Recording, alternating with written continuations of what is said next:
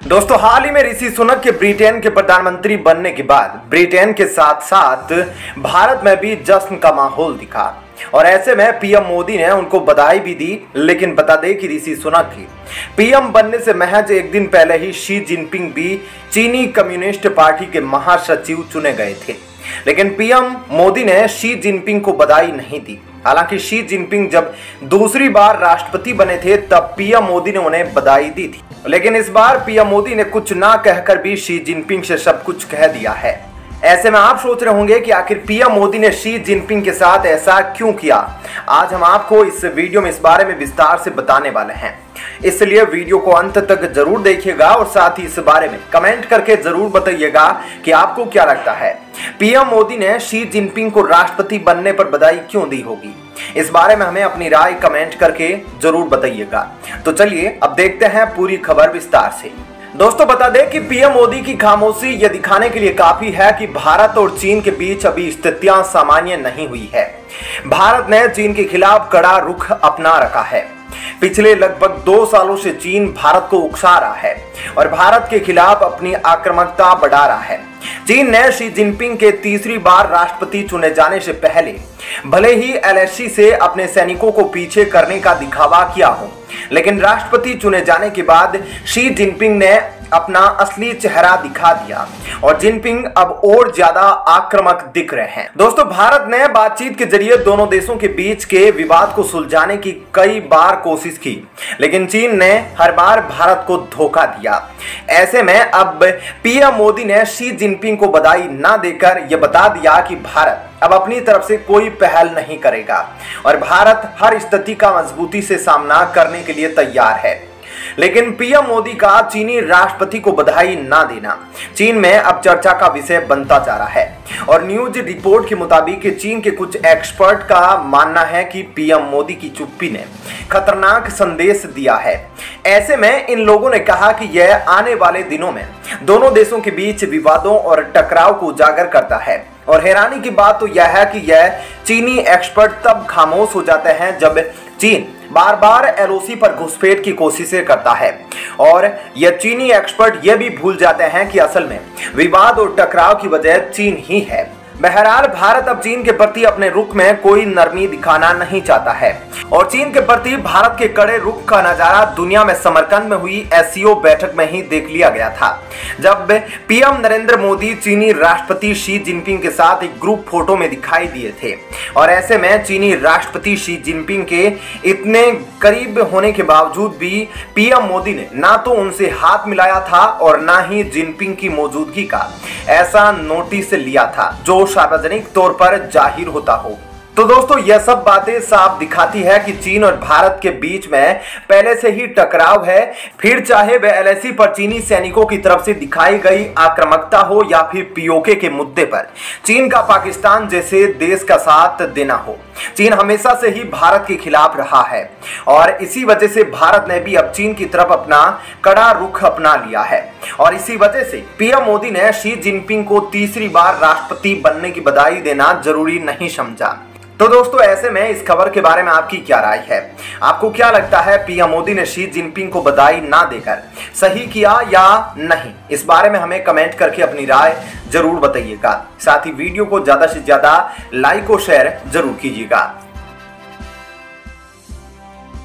दोस्तों, ऋषि सुनक ऐसे समय पर ब्रिटेन के प्रधानमंत्री बने हैं जिस वक्त ब्रिटेन की अर्थव्यवस्था लड़खड़ा रही है और ऐसे में ऋषि सुनक के लिए सबसे बड़ी चुनौती यह है कि वह ब्रिटेन को आर्थिक संकट से बाहर निकाले।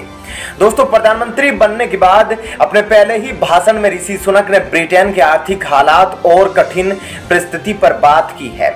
ऐसे में उन्होंने जैसे ही अपना पद संभाला तो पीएम मोदी समेत दुनिया के कई बड़े नेताओं ने उन्हें बधाई दी, लेकिन ऐसे में रूस के बयान ने सबको हैरान कर दिया है। रूस ने अपने बयान में क्या कहा और उसके बाद ऋषि सुनक ने अचानक से रूस यूक्रेन युद्ध पर वह बात कह दी है जो पीएम मोदी कहते आ रहे हैं। ऐसे में इन सभी बातों के बारे में हम आपको इस वीडियो में विस्तार से बताने वाले हैं, इसलिए वीडियो को अंत तक जरूर देखिएगा और इसके साथ ही हमें कमेंट करके अपनी राय जरूर बताइएगा कि आपको क्या लगता है। जिस तरह से बाकी सभी देशों से विपरीत जाके रूस ने जिस तरह से ऋषि सुनक के खिलाफ बयान दिया है, क्या वो सही है? तो चलिए अब देखते हैं पूरी खबर विस्तार से। दोस्तों, सबसे पहले आपको बता दें कि रूस ने ऋषि सुनक के लिए क्या कहा।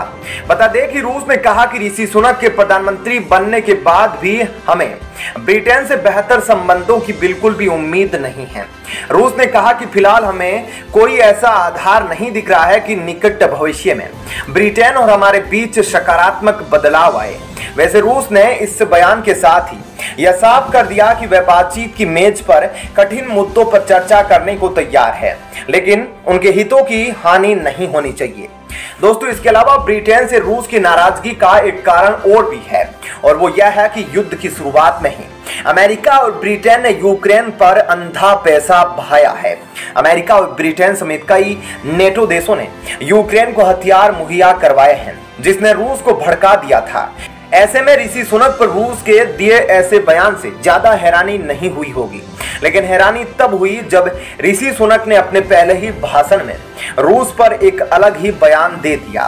बता दें कि ऋषि सुनक ने कहा कि वह चाहते हैं कि रूस और यूक्रेन युद्ध जल्द से जल्द खत्म हो जाए और यह ऐसा ही बयान है जैसा अक्सर पीएम मोदी हमेशा से देते आए हैं। ऋषि सुनक के रूस और यूक्रेन युद्ध पर इस तरह के बयान से यह साफ लगता है कि ब्रिटेन को अब अपना आक्रामक रुख छोड़ना पड़ेगा। बता दें कि रूस और यूक्रेन युद्ध का सीधा असर ब्रिटेन पर भी पड़ रहा है और ब्रिटेन की तरह ही कई नाटो देश युद्ध के प्रति अपने रवैये को लेकर पछता रहे हैं। आप सब जानते ही हैं कि ब्रिटेन का आर्थिक संकट किसी से भी नहीं छुपा है और ब्रिटेन में महंगाई ने लोगों की कमर तोड़ दी है। ब्रिटेन अब इस युद्ध पर और खर्चा करने की स्थिति में नहीं है। ऐसे में ब्रिटेन अगर रूस के खिलाफ यूक्रेन की मदद जारी रखता है तो उसकी अर्थव्यवस्था और भी ज्यादा संकट में पड़ जाएगी। ऐसे में ब्रिटेन समेत कई नाटो देशों ने अब इसी युद्ध से एक बड़ा सबक ले लिया है और जर्मनी जैसे देशों ने तो अमेरिका का भी विरोध करना शुरू कर दिया है और यूरोपीय देशों को रूस के खिलाफ आक्रामकता की अब कीमत चुकानी पड़ रही है। ऐसे में आप देख सकते हैं कि रूस ने किस तरह से ब्रिटेन के खिलाफ बयान दिया है और इसके साथ ही ऋषि सुनक ने भी अपने भाषण में रूस को लेकर बड़ी बात कह दी है। अब आगे यह देखना दिलचस्प होगा कि क्या आगे जाके रूस और ब्रिटेन के रिश्तों में सुधार आता है और भारत ऐसे में क्या करता है, यह तो आने वाला समय ही बताएगा। लेकिन यह बात तो साफ है कि ऋषि सुनक के आने के बाद से भारत और ब्रिटेन के रिश्ते जरूर सुधरेंगे। तो दोस्तों, ऐसे में इस खबर के बारे में आपकी क्या राय है, हमें कमेंट करके जरूर बताएं। साथ ही इस वीडियो को ज्यादा से ज्यादा लाइक और शेयर जरूर कीजिएगा।